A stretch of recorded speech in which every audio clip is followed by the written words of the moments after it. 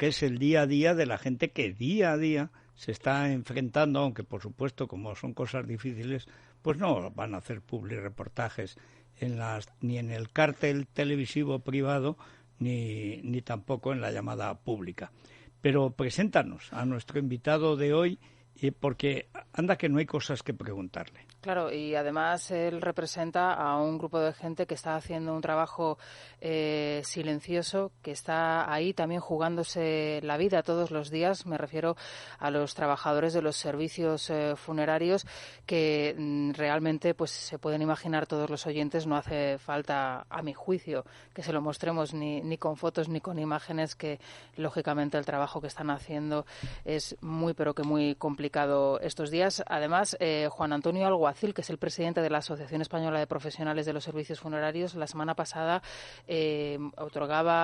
daba a OK Diario una entrevista, yo creo que de las más reveladoras de la semana pasada, en donde venía más o menos a decir que las cifras oficiales de fallecidos que estaba dando el Gobierno, que estaba dando el Ministerio de Sanidad, no encajan, no cuadran con el trabajo que estos profesionales están desarrollando. Federico, Juan Antonio Alguacil ya te escucha. Don Juan Antonio, muy buenos días. Hola, muy buenos días, Federico. Encantado de saludarle. Igualmente, ustedes están diciendo las verdades del barquero, cosa que estamos comprobando hasta en China. Ha bastado ir a las estadísticas de muertos y vivos y de pronto resulta que en China no se ha muerto nadie. Luego están mintiendo. Pero es que aquí, hoy, por ejemplo, hay un artículo que recomiendo de Miguel del Pino. ¿Cuántos infectados de verdad, sintomáticos o asintomáticos, hay en España? 1 millón, tal vez, y se nos dice que 120.000. Es decir, que es que se está mintiendo permanentemente. Y también con los muertos. Se están dando una cifra de muertos. Luego sale la ministra esta de Trabajo, o lo que sea, diciendo que es que, claro, las autonomías no dan datos, que si no sé qué. Pero si es que aquí se está mintiendo desde el principio, en parte por el caos, y en parte pues porque es una noticia desagradable y se está ocultando. Pero los muertos existen y ustedes los tienen que enterrar. Por supuestísimo, los muertos existen, han existido siempre y existirán, me explico. En primer lugar sí que hay que aclarar que las cifras, nosotros damos la voz de alarma, pero no de forma baladí. Nosotros damos la voz de alarma porque compañeros llorando amargamente, pero llorando literalmente. Esto no es una cuestión de lloro sin más. Nos pedían y nos decían que esto no podía ser. Un dato, simplemente uno, para que los oyentes y ustedes pues se hagan una idea. Compañeros a través de WhatsApp e email se pusieron en contacto con la asociación, con la directiva, para comentar que en una semana normal se está manteniendo en sus instalaciones 15 fallecidos y esa misma semana alcanzaban los 65. Esto, pongan ustedes el tanto por ciento. Yo creo que no hace falta ser muy inteligente para saber cuál es el tanto por ciento de fallecidos. Claro, ¿qué ocurre? Esto es a lo largo y ancho de todo el territorio nacional, con muchísima mayor incidencia en Madrid y en Barcelona. Nosotros desde el primer momento nos pusimos en manos y a la orden del Centro de Coordinación de Emergencias Sanitarias. Como profesionales que somos del sector y que estamos día a día bregando con todas estas situaciones, sabíamos que nos teníamos que poner en manos del Centro de Coordinación de Emergencias Sanitarias para ofrecerles nuestra ayuda. Lamentablemente no se nos contestó. No sabemos por qué, pero bueno, nosotros estamos a lo que nos digan las autoridades y a ayudarles. Claro, cuando uno ve cómo se estaban contabilizando los casos, pues evidentemente ya sabíamos que no cuadraban las cifras. Nos hemos encontrado de que como los fallecidos por sospecha de COVID, fallecidos con infecciones pulmonares que posiblemente tuviesen COVID, no se les hacían test, nosotros aplicamos el protocolo que el Centro de Coordinación de Emergencias Sanitarias nos dictó.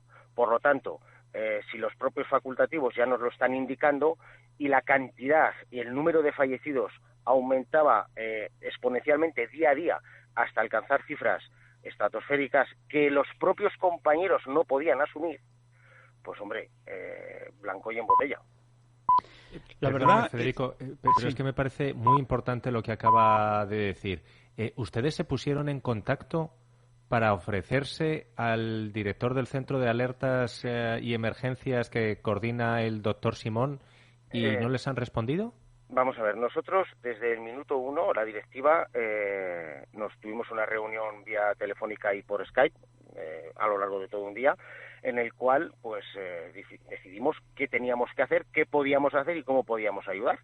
Y nos pusimos en manos del Centro de Coordinación de Emergencias Sanitarias y de las comunidades autónomas. Mandamos por vía telemática esta información a los responsables y, bueno, de hecho yo he hablado telefónicamente alguna vez con alguno de ellos, ofreciéndoles de que nosotros como profesionales pues podíamos ayudar. Hay que tener en cuenta una cosa, la asociación a la que yo doy voz es una asociación que tiene cerca de unos 1.000 socios, que no se financia más que con las cuotas de los socios, pero contamos con cerca de 400 tanatopractores titulados, de los cuales unos cuantos, un tanto por ciento importante, son formadores a nivel nacional e internacional. Quiero decir que esa experiencia que nosotros tenemos del día a día la pusimos, sin ningún género de duda, al servicio de las autoridades. Bueno, pues no se nos contestó y hasta hoy. Y de hecho, sí, y de hecho nosotros también a través de un compañero de Madrid que es formador nacional e internacional, enviamos a la Comunidad de Madrid un escrito por el cual, gracias a nuestros conocimientos, nos ofrecimos también a realizar los test rápidos de detección del COVID-19 y así poder liberar a personal sanitario que podían estar en otras labores más importantes. Se está estudiando, pero bueno, estamos ahí a la espera de que se nos dé una respuesta. Madre mía. Yo estoy atónito, o sea, es que además cada día descubre uno un desafuero, un atropello, un disparate, una barbaridad. Yo no sé si es que ya hemos saturado nuestra capacidad de asombro o qué es lo que pasa, pero de verdad yo no he visto nunca, pero nunca en la historia de España, mira que han pasado cosas en la historia de España, una situación de tal desconcierto. ¿Ustedes tienen esa impresión también de que ante todo, además de que hay gente que no es buena, porque no ayuda al prójimo, que es que no saben qué hacer? Hombre, hay que tener en cuenta una cosa. Yo creo que la situación nos ha desbordado a todos. Es una situación que nosotros como sociedad no nos podíamos imaginar porque lo vemos siempre muy lejos. La ventaja en este caso que nosotros desde el sector, por cierto, tengo que decir que es un sector con una profesionalización brutal, con unas instalaciones brutales, y el ejemplo claro lo tenemos en Barcelona. Lo que en Barcelona se ha hecho es de una calidad excepcional en el servicio. Eso a puntualizar. Entonces tenemos dos ejemplos, el ejemplo de Madrid, de lo que se ha realizado en Madrid, y el ejemplo de Barcelona. Es de perogrullo que evidentemente en Madrid no se han hecho las cosas bien. No se han hecho las cosas bien. Y de hecho, para que se haga una idea, los compañeros de Madrid, muchos compañeros de Madrid, el fin de semana del 14, creo que del 20, nos llamaban porque se estaban quedando sin EPIs.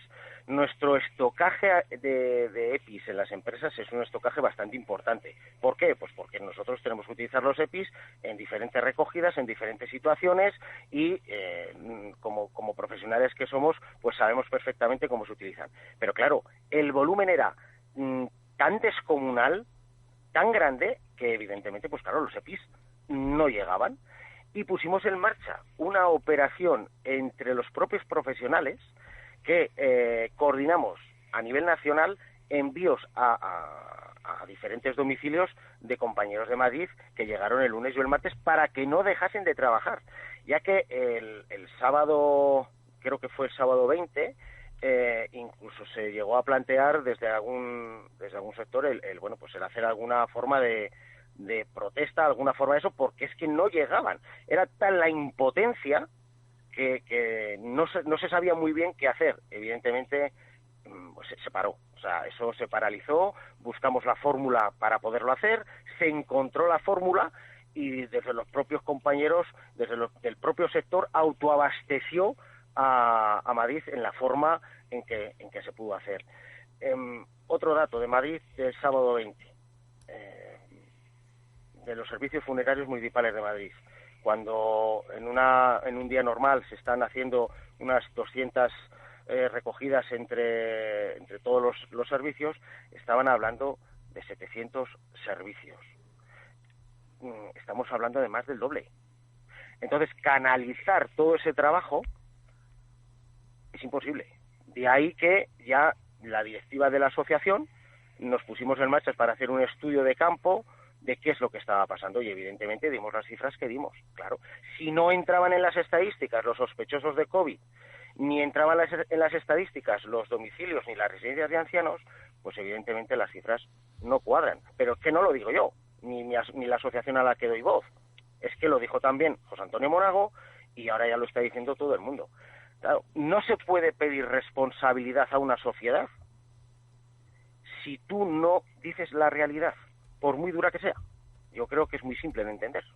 Hay una cuestión que me llama la atención, lo recordó Díaz Ayuso en una entrevista en ABC ayer, y es que la comunidad, otra cosa es que no haya querido hacerlo público hasta ahora, que digamos ya han empezado a llegar aviones y tal, por no asustar. Yo nunca he creído en esto de que hay que evitar la alarma, pero bueno, eso es opinable. Pero es que avisaron al Ministerio de Sanidad de la situación real que se tenía en las residencias de ancianos, en los asilos, digamos, para entendernos, en fin, que estaban produciéndose un número de muertos que no eran normales en absoluto, que eso obedecía a que estaba pasando algo que no se sabía exactamente qué era, pero que normal no podía ser. Y sin embargo, él dio la callada por respuesta, que por cierto es la respuesta habitual que ha dado este gobierno. ¿Ustedes estaban al tanto de eso también, de que estaba muriendo mucha más gente de la normal en aquellos centros que son donde iba la gente mayor, bien centros de salud para mayores, en fin, la gente que habitualmente frecuenta y que llegó un momento en que directamente lo tuvo que cerrar la Comunidad de Madrid? ¿Ustedes estaban al tanto de todo eso? Por supuesto. Hay que tener en cuenta que un día normal de trabajo, pues bueno, pues más o menos todo el mundo sabe los servicios que tiene, ¿no?, a lo largo de la semana. Pero lo que estaba pasando en las residencias de ancianos era algo evidente, algo completamente evidente. ¿Y por qué se niega a admitirlo? Es que además, si no se admite, ¿cómo se va a solucionar? ¿Por qué se niega a admitirlo o a hacer algo al respecto del Ministerio de Sanidad? Pues esa pregunta no se la puedo responder yo. Bueno, yo tampoco, porque como no podemos hacer preguntas los medios desagradables, no podemos preguntar a este gobierno. Es un gobierno tan fantástico que no se le pueden hacer preguntas. O sea que... Don Juan Antonio, usted ha hablado de infecciones pulmonares, ¿no?, neumonías de origen vírico, de origen desconocido. ¿A partir de qué fecha? ¿En qué fecha nos ponemos en cuando ustedes empiezan, bueno, pues a ver que algo de lo que está sucediendo no es normal?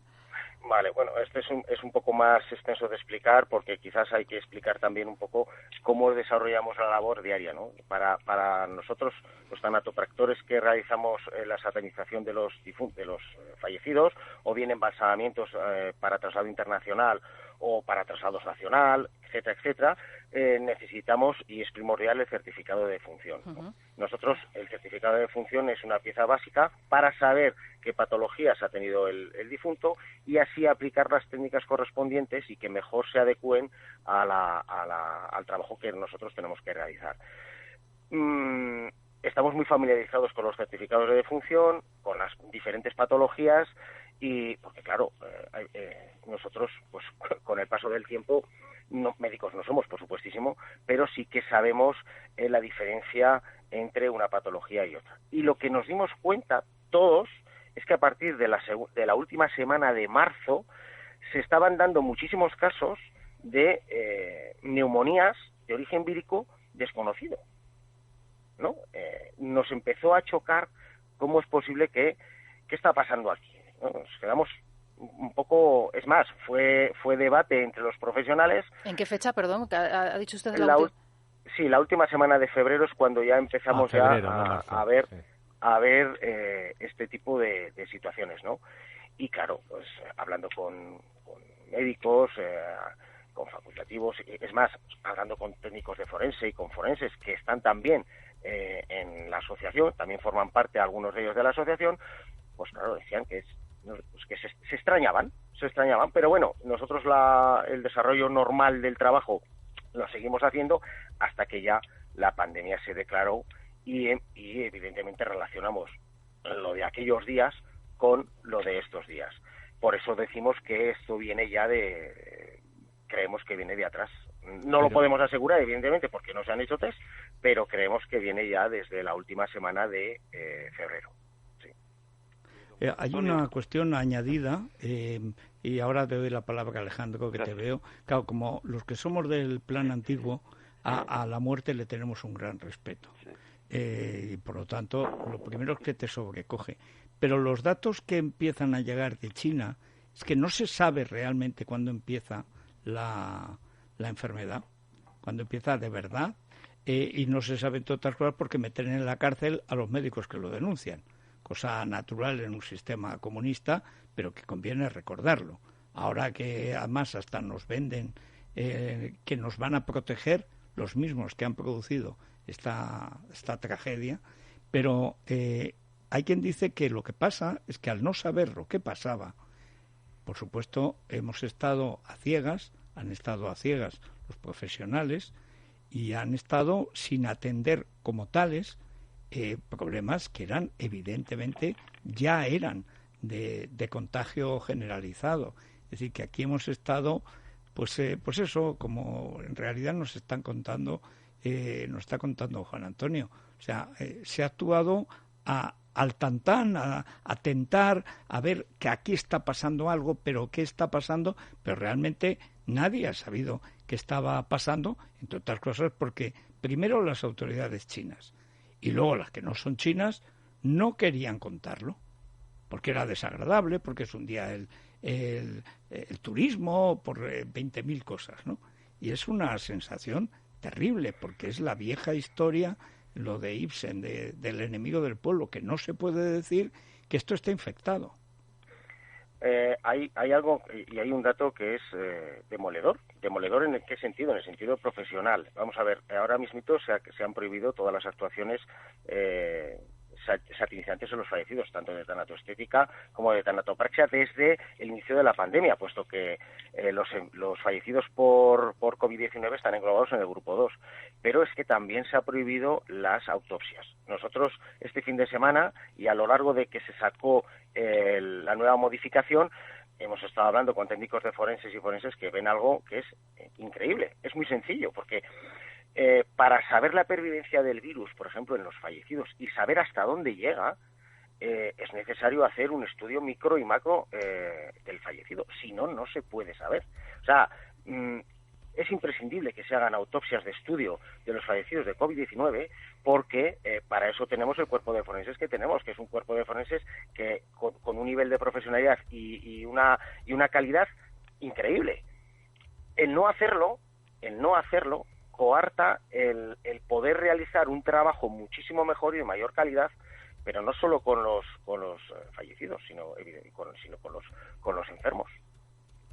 Claro, pero es que así no hay estadísticas, desagradables. Es terrible, todo lo que nos está contando es lo que sospechábamos, pero peor. Pero el no hacer autopsias es porque están desbordados y no hay falta de medios, porque hay muchos cadáveres. ¿Quién ha ordenado eso? Explíquenoslo, porque no sé si usted le encuentra alguna razón para una decisión que usted ve tan negativa para lo sanitario y también, oiga, para la propia familia, que le gustará saber de que ha muerto su padre, su abuelo, su madre, su hermana. A ver, todas estas instrucciones vienen del Centro de Coordinación de Emergencias Sanitarias, todas, que bueno, pues son los que dictan las normas a seguir.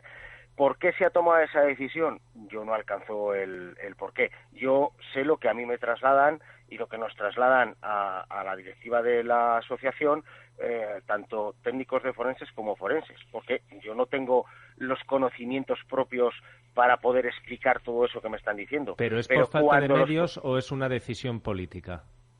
No lo sé. No, hombre, medios, tenemos unos institutos de medicina legal punteros a nivel europeo, ¿eh? Entonces no es por falta de medios, no es por falta de personal. Ni por falta de medios ni por falta de personal, a mi juicio. Qué barbaridad. Sí, don Juan Antonio, una cuestión, porque la verdad es que esta entrevista nos está desvelando uno de los aspectos de todo el gran drama, el drama infernal que estamos viviendo, que es el de los muertos, porque, bueno, al final es un poco lo que decía Federico esta mañana, los muertos aquí parecen estadísticas y solo son números, y nadie se acuerda realmente de que cada día, oye, que ha habido 900 al día, es terrorífico. Pero lo que sí que se comentaba es el tema, no sé, por ejemplo, el entierro, el de la incineración, que no podían, lo más terrible, ¿no? Que mueren solos en el hospital y que se les tiene que enterrar solos y que sus deudos, sus familiares, no pueden asistir a la incineración, por supuesto, porque demora no sé cuántos días, o al entierro. ¿Esto sigue siendo así? ¿Se ha mejorado en algo? ¿Es posible que ahora la familia pueda asistir al velatorio, pueda asistir a la incineración de su fallecido? Esto sigue siendo así y así debe seguir siendo. A ver, los muertos no son números, son personas que han fallecido con una familia detrás, una vida detrás y unas circunstancias detrás de ellos. Para nosotros hablar de esto es muy complicado, porque mirarle a los ojos a una familia y explicarle que no puede asistir al sepelio, a la incineración de su familiar, es muy duro. Y esto se lo puedo asegurar porque lo veo todos los días y lo hago todos los días, ¿vale? Pero cuando todas las familias... Se lo dicen ¿Perdón? ustedes. Son ustedes quienes se lo dicen a los familiares, ¿no? Que sí, no claro, pueden estar. Claro, les explicamos... O que pueden estar dos, porque yo conozco un caso de que 4 hermanos y solo podían estar 2, los otros 2 se tuvieron que... Quiero decir que eso se lo dicen ustedes, se lo trasladan. Claro, ustedes, le explicamos la situación que se está viviendo, cómo se está desarrollando, las normas que tenemos que cumplir, y bueno, pues cuando a la familia le miras a los ojos y le dices la verdad, se lo dices desde el mayor de los sentimientos que tenemos cada vez que hacemos un entierro, da igual hacer 1 o hacer 1000, el trato es el mismo y la sensibilidad y la delicadeza es la misma. Pues bueno, pues lo entienden, lo comprenden, pero luego cuando ya se termina,